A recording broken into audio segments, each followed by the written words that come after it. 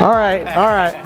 Mr. Robert, we know you're a barbecue connoisseur to the ultimate degree, and you eat barbecue everywhere you go. I try to. What did you think about today's food here at Franklin's Barbecue? Hey, good morning, barbecue lovers. Arnie Tex here, aka Smoking Lone Star Barbecue Team. Wanted to invite you guys to watch our newest video. Dates back to January when we did that little 3-day barbecue crawl with Christopher Prieto and with Robert Sierra. Had a great time doing it, making this little short video. Hope you guys enjoyed as much as we enjoyed making it. There's a lot of little good barbecue truths in there, especially when it comes to brisket. Watch the whole video, pay real close attention. I hope there's a few things there that we can help you with. We ate a lot of great barbecue, went to 9 different barbecue places that day. This video is mostly recorded over at Franklin's, and there are a few other pictures. But watch close, enjoy, hope you like it. Make sure you like, comment, and share with somebody who needs to know or somebody who enjoys eating barbecue and cooking barbecue as much as we do and you do.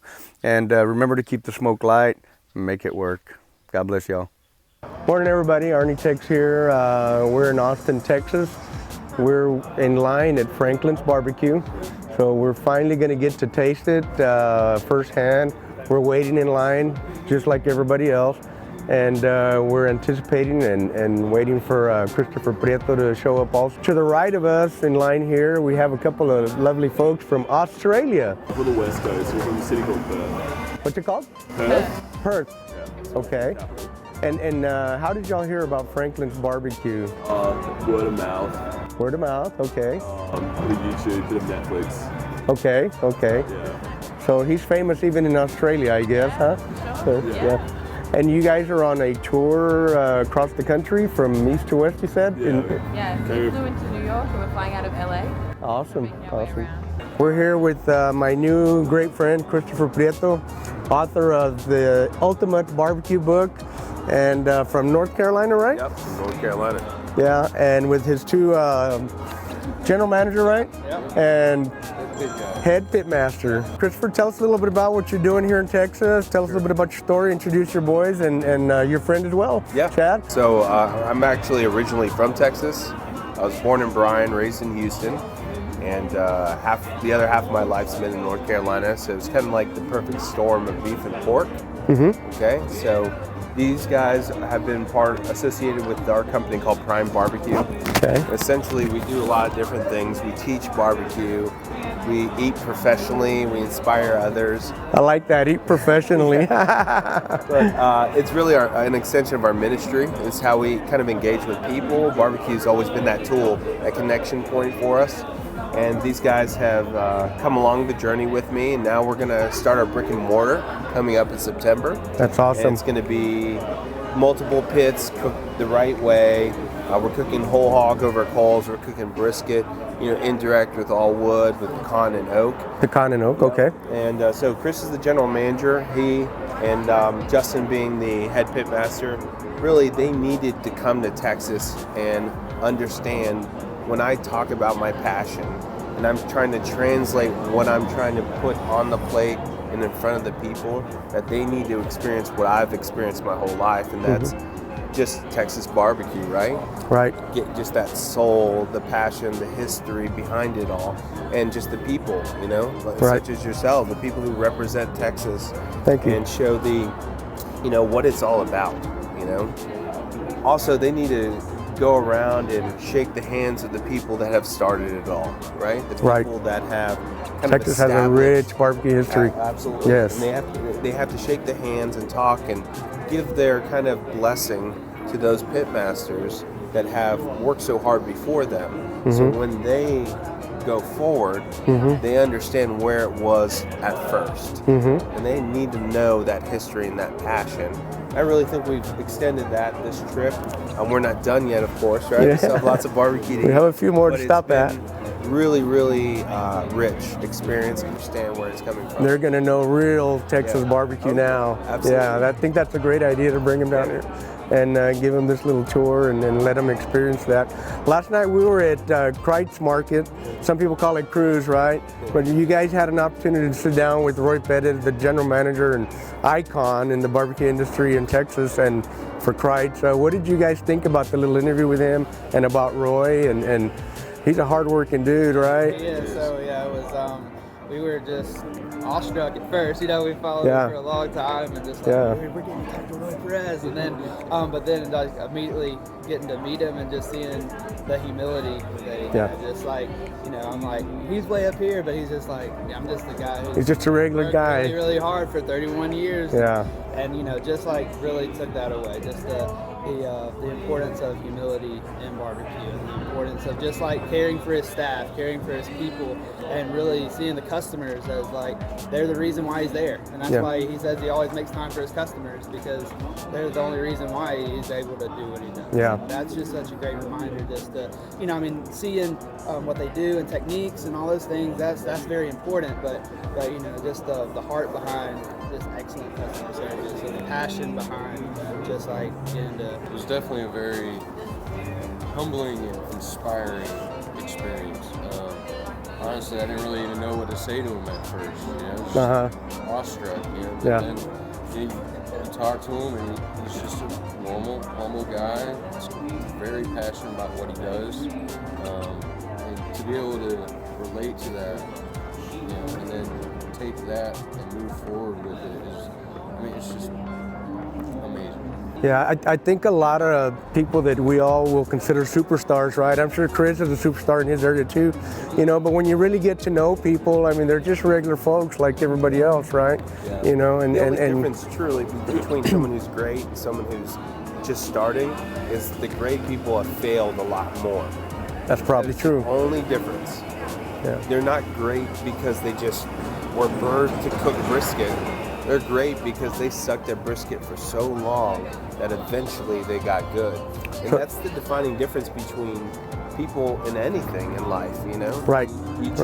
You have to go through a lot of failure. You have to go through a lot of downplay, over smoking, over salting, over everything before you really realize where your flavor line is at. Right. So it's like any other sport, right? Or if it's a sport, and in this case it's a business, you have to do a lot of trial and error to get it right. Yep. And I think personally, and I come from the comp world, I think it's important that you never give up. You keep trying, you keep swinging, and you keep going. I think I remember reading somewhere one time that greatness comes right after that last failure, you know, when that 1 minute when you're ready to quit and you don't, then that's when you really become great after that, because you didn't quit. Yeah. And so I think that's really important too. I know Roy brought up something last night also. What's the biggest thing you have to give up if you're going to have your own place? That's right, yeah. Social life. Social life, yeah. At least at the beginning, I'm sure, you know, you're going to have to work real hard. So I mentioned that for people that are watching that are barbecue lovers like ourselves and maybe want to open up their own place like you're doing. It's like anything else. You have to apply yourself. There's a lot of sacrifice involved and a lot of work, right? Yeah, and I hear that all the time, right? So I've been in the game a while, and I ask that question over and over again. And sacrifice is obviously the first and foremost thing that they say that you're going to give up. But I don't even see it as a sacrifice when it's part of your purpose. Okay. You know, so I've never one day worked behind a barbecue pit, right? Mm-hmm. So it's just been something I'm supposed to do, and I'm happy to do it each and every day. Going into a place and, you know, strapping on your boots and doing what you're supposed to be doing for the better of others is such a purpose. I just don't see it as a sacrifice. And usually you surround yourself with people who go to battle with you. Yes. So maybe your wife who's supportive, your kids who don't mind coming into the restaurant and seeing you each and every day, but you get to spend time with them in creative ways. You know, help you, hey, let's stack the wood together, or let's trim these briskets together. It's just, you have to make a lifestyle out of it, really. Right. And what people do is they just jump into it. Right? They're just like, I want to be a barbecue guy and a restaurant owner. They jump right into it. Their wives and their kids, they've never seen that life before. That's true. And then that's where that disconnect is. Yeah. My advice is to slowly start creating that lifestyle. The late nights, the connection points where you not have your wife trim briskets with you, which would be cool. Yes, it would. But easing into the lifestyle and then getting to a point where a barbecue restaurant makes sense. Yeah. You're also a competitor as well, am I right? What do you find a lot of difference between the KCBS style of brisket, say, and ribs, since we do those here, compared to the Texas brisket and ribs, So competitive-wise? It's night and day, right? It's like every other ice cream and then Bluebell, right? Oh, yeah. Bluebell's the best. So are you saying Texas is the best? Yes. Okay, yeah. I just want to brisket, because this is a beef state. They really understand it's their process of how they do it. Competition is mainly concentrating flavor into a bite. Right.